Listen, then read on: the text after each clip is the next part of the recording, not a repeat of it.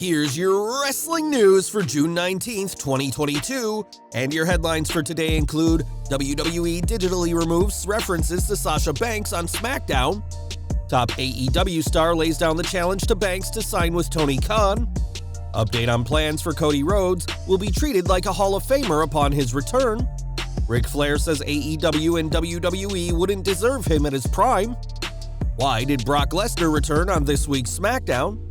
Secret reasoning behind Vince McMahon's bizarre SmackDown appearance? Everyone in WWE believes veteran employee will be fired very soon. Six-time world champion says he never should have won the gold in shock confession. WWE debut new talk show following SmackDown on Fox, and more. We are kicking off today with Sasha Banks, who has reportedly been released from her WWE contract. Neither WWE nor Sasha Banks have confirmed her departure, which is said to have happened a few weeks ago, but the company took a major step on SmackDown to distance themselves from the boss. During the show, a fan held up a sign reading, "Sasha Crew for Life," in support of the former women's champion, but in replays of the show, that sign has been digitally edited out.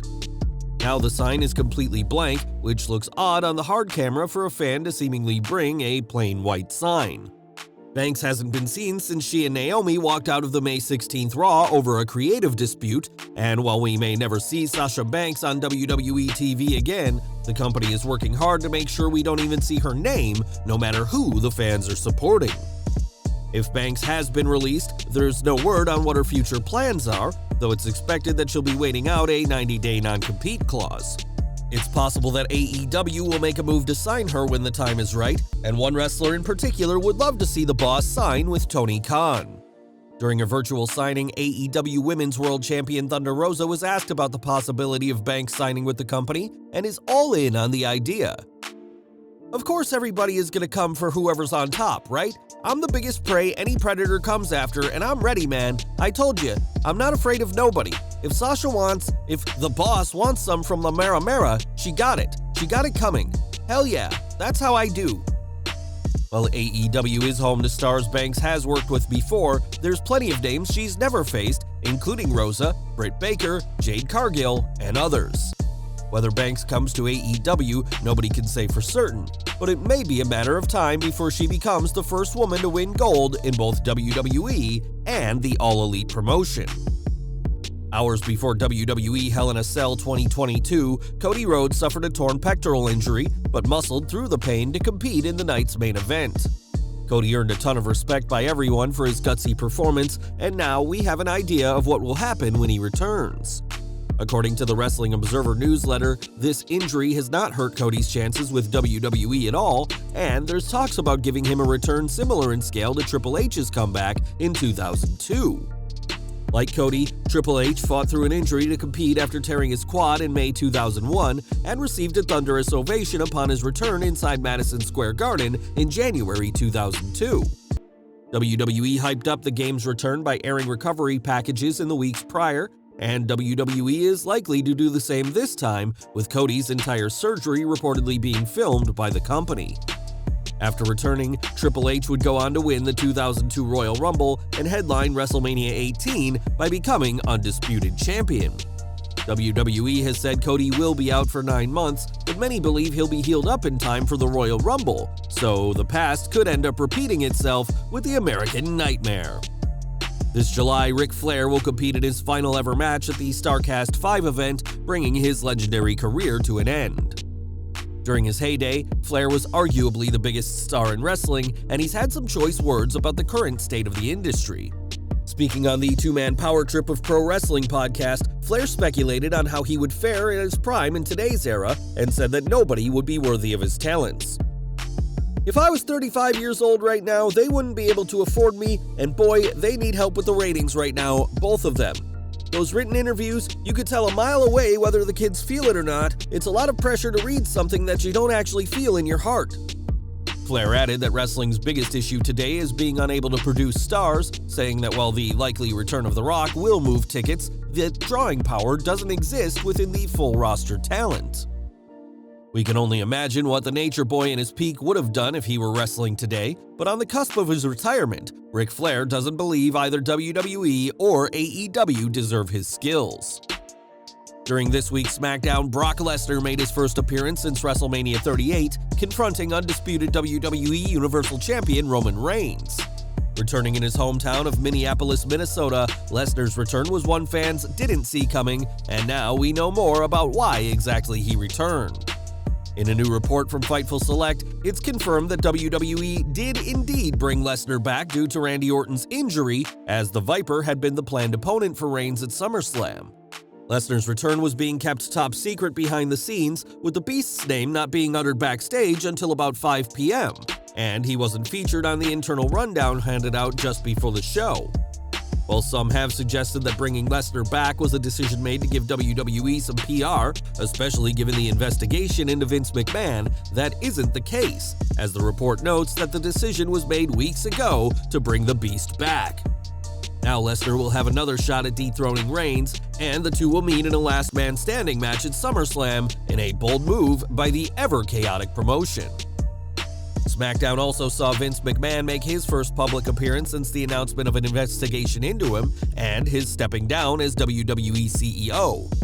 The wrestling world was interested in what McMahon had to say, but instead of addressing the allegations against him, McMahon merely welcomed fans to SmackDown before walking off.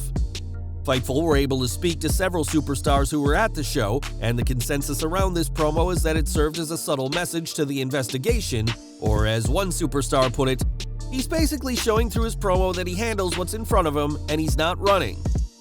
Another member of the roster said that McMahon was a lot more hands-on than usual, which it's believed was yet another sign that he is showing no signs of stepping down from his roles within the company permanently. McMahon has promised to respect the findings of the investigation no matter what the result may be, but Vince's SmackDown promo proved that even despite the allegations, it's business as usual for the ex-champion. It's believed by many that McMahon will survive the investigation into him, but his name wasn't the only one mentioned in that now famous Wall Street Journal article. The investigation has alleged that McMahon passed on the paralegal it is claimed he had an affair with to John Laurinaitis, and many have said that the WWE head of talent relations will lose his job. In an update from Fightful Select, it's noted that this isn't just an opinion by some in the industry, but that everyone in WWE is waiting on the former general manager of Raw and SmackDown to be leaving the company. Nearly unanimously, staff, employees, and talent expect John Laurinaitis to be gone from the company, though one said, as long as Vince McMahon is around, he'll probably just come back unless he's Vince's latest scapegoat. Another talent said, from a creative aspect, I'm hoping that things change, but I doubt they will.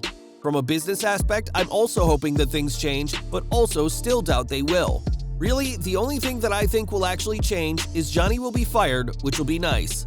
Stephanie is great, but I doubt she's going to suddenly be on board with healthcare and guaranteed contracts. Laurinaitis returned to his role as head of talent relations in 2021, and many have said that there's been a sharp decline in the presentation of female talent since he was brought back. Johnny Ace has worked with Vince McMahon for decades and would perhaps be safe if Vince were in charge, but with Stephanie now running things, it's likely that Big Johnny's days are coming to an end. Over to AEW next, as Paul White is a literal giant of the wrestling industry, having held 6 world championships over his lengthy career. White's first 2 world title reigns came in WCW, with his first happening in his first match with the company, and his other 4 all took place in WWE. Speaking this week to Submission Radio, however, White recalled his runs on top, title reigns he believes he should never have had. I'm not a guy that should have ever had a title like that, a heavyweight title. It's the tough thing about being a champion is that all that responsibility is on your head, and I never wanted that much responsibility. I never wanted to run the whole boat. At 50 years old, it's unlikely that White will ever have another reign as world champion now that he's part of AEW, and the 7-footer has no problem taking a back seat away from the main event scene. And we're ending today with SmackDown as the Blue Brand once again has a post-show. Following this week's episode, fans got to catch the SmackDown Lockdown on Saturday, where the panel discussed the various happenings on the show. The previous SmackDown post-show, Talking Smack, first debuted in 2016 and was hosted by Renee Paquette and Daniel Bryan before both left the company. Talking Smack was widely regarded as one of the best non-wrestling shows WWE have ever produced, with The Miz's infamous work-shoot promo on Bryan still being talked about years later. Time will tell if the SmackDown lockdown reaches the same success as its predecessor, but fans now have even more WWE content to watch on the network and Peacock. Well guys, that's our news for today. Please share your comments below. Also hit the like button, subscribe to our channel, and hit the bell icon to receive all notifications. And as always, thanks for watching.